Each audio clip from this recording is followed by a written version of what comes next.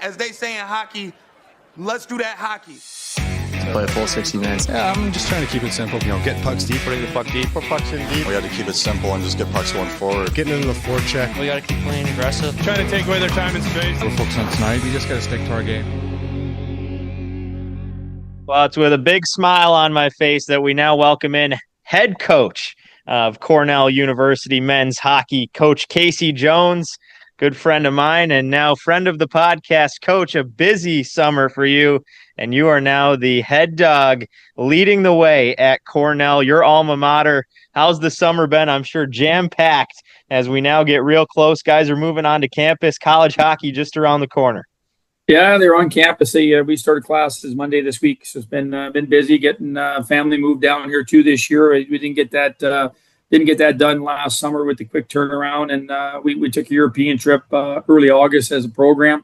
So yeah, getting that done. So yeah, no, not a lot of golf, that's for sure. But been fun. Been excited to be around, getting footing here, and it's in a good spot.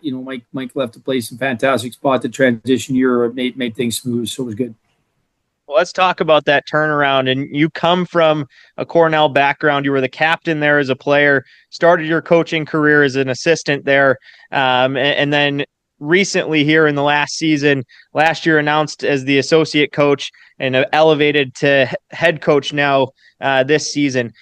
Talk about last season, that big transition, what it was like for you. Obviously, your family's still living up in Potsdam and kind of having to go back and forth. Now they're down there with you. But also on top of that, the immediate success that you found there. Your ECAC champions had to deal with a lot of injury struggles and battle through that, but you got healthy throughout the tournament and then made some noise in the NCAA tournament as well. What was that whirlwind like for you individually, having to make the jump? What went into that decision as well as you kind of took the reins, working your way towards now the head coach role? Yeah, I mean, it wasn't an easy decision. Just as it was easy for me as an alum, and this is a dream job for me. Come back where I played, great memories here, met Kim here, and so that was it's hard to say no brainer, but you look at it, Clarkson was good to be a head coach, and we had some unfinished business there a little, but we felt really good about my time and felt really good where I was leaving them too. So it was I felt good about the timing of that, and so it was the transition I thought was a great idea by the administration here at Cornell. Get to know the players, get your feet back on the ground, a little bit back into it, the swing of it, and things have changed from 13 years prior, right? Being gone, so you get acclimated, and we were able to divvy things up. Mike was he's a really good friend of mine, been a mentor in some ways over the years for me. So opportunity to be a part of his swan song was really special to me too. And they had a good team. We knew that, and so to be a part of that, and we showed early how good we could be, and then we faced some adversity last year. But a lot of times those are your favorite years, right? You work through that, and when you can kind of come out of those times and have some success at the end, it feels really good. And resilient group we had last year, and we found we got a hum in there. I actually thought we had a legitimate chance in that tournament of going a long ways. We did not enter there thinking we were underdogs. Most people did, but I think we felt really good about where we were at that point in time, that we had a chance. So that was fun. And a great going away party for Coach Schaefer there. Talk a little bit about what made that group so successful, because we talked about it throughout the postseason on a lot of our broadcasts, that you guys were maybe the scariest 6 seed in history. We saw the reason for that. And you talk about, not having an underdog mentality. Well, that showed right away when you guys topped Michigan State and really made a run for that Frozen Four in a couple of close games there. On the coaching side, what led to that success that you guys were able to drag out of those players, and find when it was backs against the wall, having to travel on the road in certain big games in the postseason, find that success? Well, I think they had it. They had it the year before. They won it, and they were a goal away. They had they're right there with Denver the year before they won it, and so there was a lot of confidence in the room. We were just trying to get healthy and trying to survive and get going and get playing the way we needed to play to be successful. And we just started. You could feel it coming in second half, or even earlier. We had a couple of mishaps where the games didn't go our way, but you sensed it was coming, and it was just we were building on that. And as momentum started coming, you know the way it is in a room, guys, you can see it at the rink. You see them coming to practice. You could feel it, and there was times in the game that you just on the bench, they weren't going to lose. You just felt that with the guys. So it was a good feeling. Like I said, big part of our building teams and culture, whatever we want to say, is with depth and coming at you with numbers, and and that's once we got healthy, we felt we were in a really good spot. So it's now your team. With this being your first season at the helm as the head coach, what are some plans you've got in place coming up here, taking over for your first year? Yeah, well, the funny thing was, I was 3 years prior to going to Clarkson. I came back. I was with Shea for those 3 years, and we had 3 really good years, and really good, a lot of fun. We were energized together, and kind of laid the groundwork for a lot of stuff that he was still doing here that I carried. He had made some changes. I had made some changes, kind of talked things through. So it was fun. It was a lot of good banter, got to talk a lot of hockey. And the thing about last year that was really unique was he was able to just hand me some stuff. Like he was just like, hey, recruiting's yours. You know what I mean? Like, so, and then he became he could coach, you know what I mean? He stuck on fundraising, but so we were able to, and then all just energy for practice and kind of getting prepared for games and that combined as a staff and all that, but really kind of divvy it up and kind of really hammer stuff because we needed a big class. So that was able to really focus on that. And, as a head coach, you don't always get to do it with the depth I was able to do it last year to really get to know our guys coming in, which I think is going to be a real advantage here, knowing these players pretty well and building those relationships through the recruiting process last year to get them settled in here this year going forward. So that was kind of really unique in that sense, and then we just kind of came to the rink and enjoyed it. It was Mike's got a ton of energy, and he's a great coach, and he's going to be missed. But overall, it's just coming in now. We just got to get 3 new coaches and 14 new players, all kind of on the same page. Get them integrated with their older guys coming through the door. So I don't know if there's significant changes, so to speak. You know what I mean?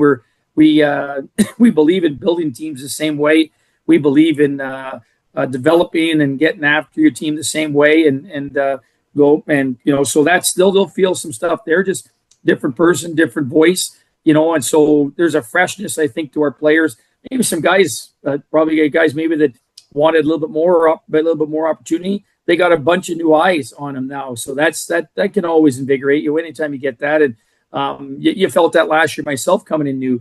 You felt that you could feel some guys get energized with a new set of eyes and all that. And that's probably a little bit on it here. We're off and running here probably in a week. Once they get settled in this week with their stuff, we'll get dive into our standards and what we want, and maybe some subtle changes there and expectations, but not much. We're kind of, it's business as usual here in Big Red Land, and we're going to have the same standards and play the same way that we feel we need to over time. We always talked about that, and I thought I brought a little bit of that, how our roster's got to be built at Clarkson to have success at national level, and that's kind of what we're going to go with.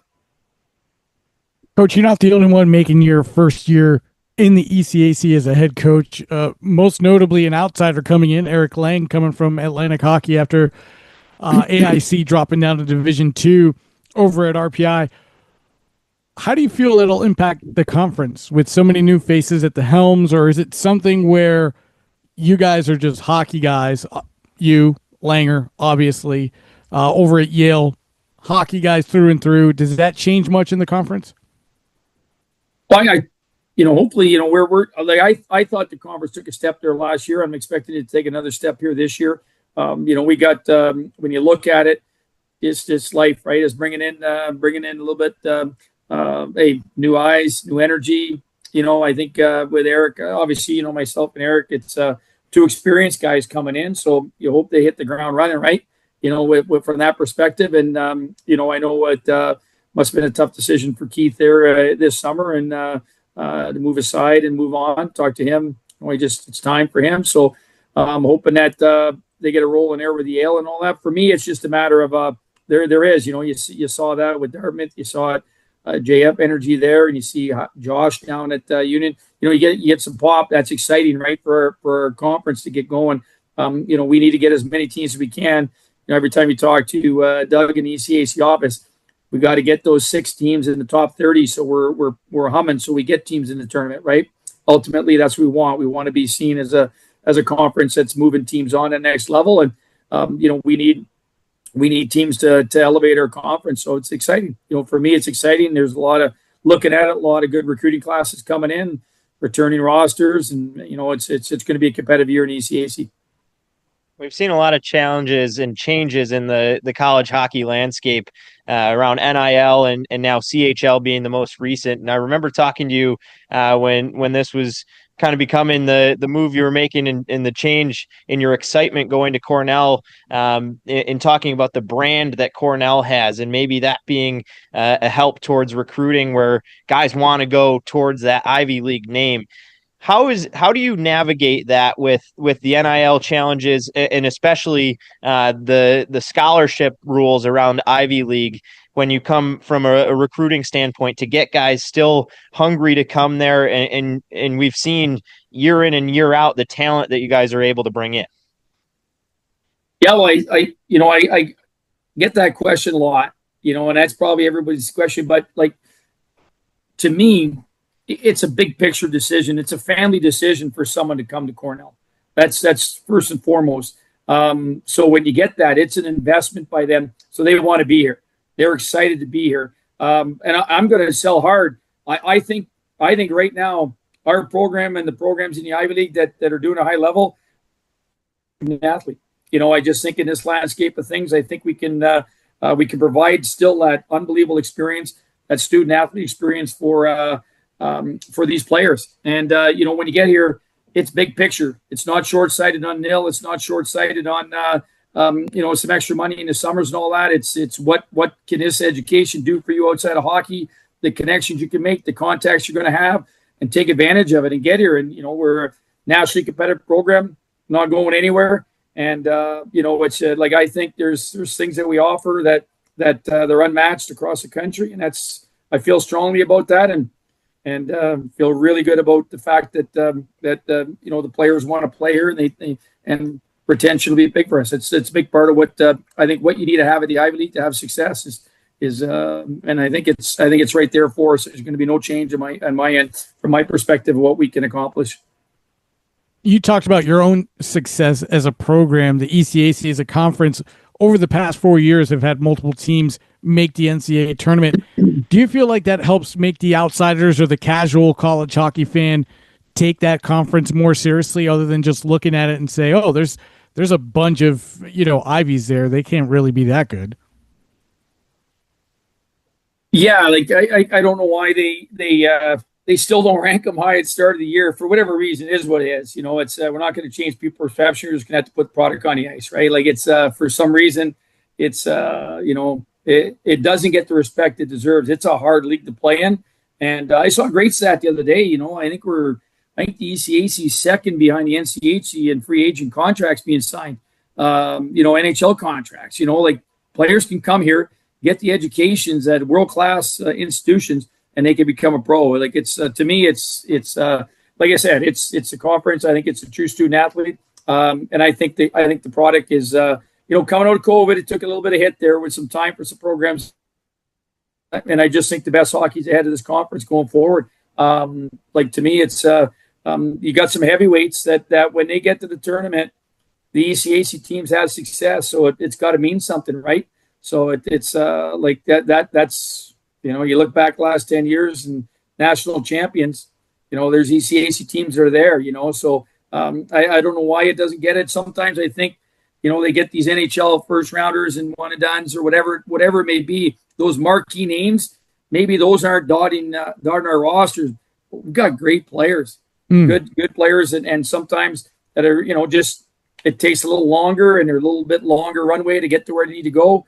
But and they're here and they're moving on and they're being real successful at the professional level. So yeah, I don't know if the light switch will go on and people will recognize that the best teams in our league are some of the best teams across the country. I hope they realize that because our student athletes deserve that. But it's usually at the end of the year right there nip and tuck to make the Frozen Four to win national championship and feel good about the best teams in our league this year will represent us well.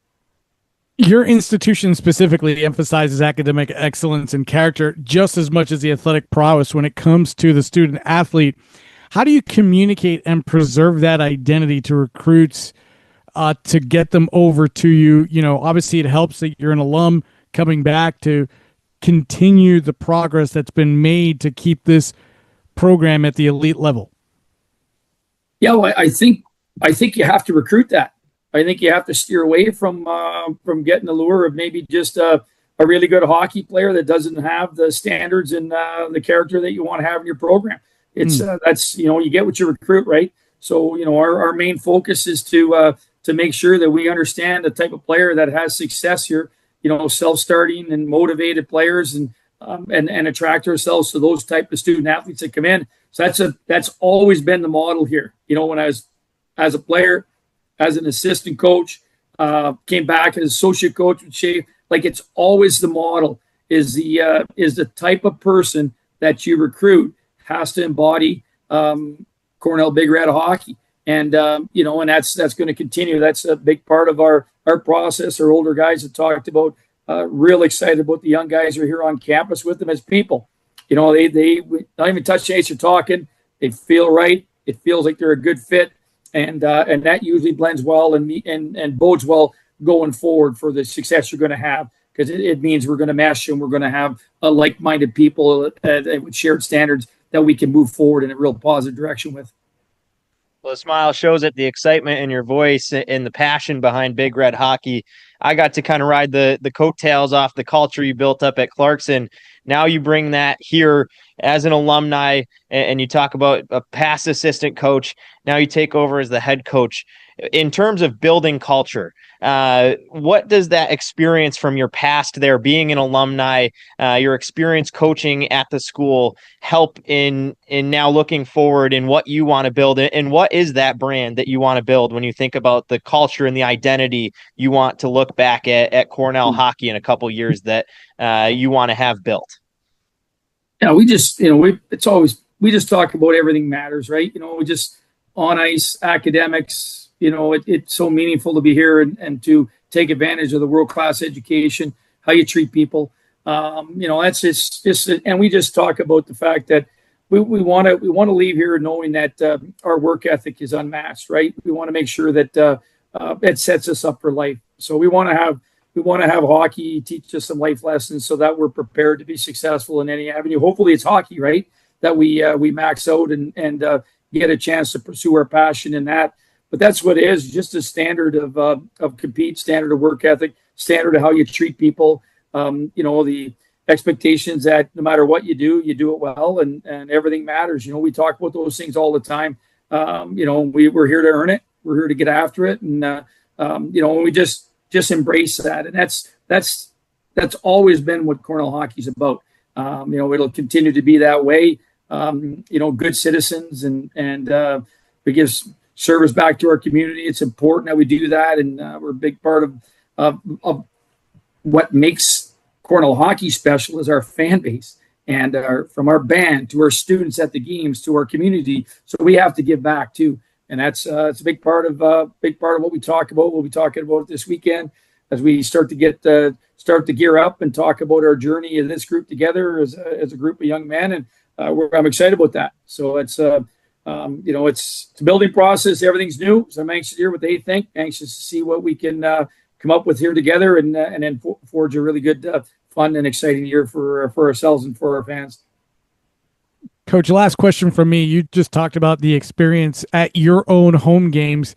There's been discussions, maybe not from NCAA, but from talking heads like us, Casey and myself, around the nation about is it time for the NCAA to move these regional games to the top seed and have them be a host? What would that be like for you guys? And I have a follow-up question once you finish answering that. Well, there's a lot of question marks for me on that. So I'm not pounding the glass like some other coaches are. And I think right now the non-conference games afford the best opportunity for teams to win a national championship. So I think that's what our student athletes want that, because I'm not sure what type of building you have to host. Are there restrictions on that? How's the pairwise shake out? There's some teams don't travel to get on the road for non-conference games. So I just want to make sure that our best teams can host. Who's hosting? Is it pairwise? Is it the league champions? Like what's there's some things that have to be ironed out here before I'm all in on campus venues. I think right now it gives you the best opportunity for everybody that's in the tournament to advance.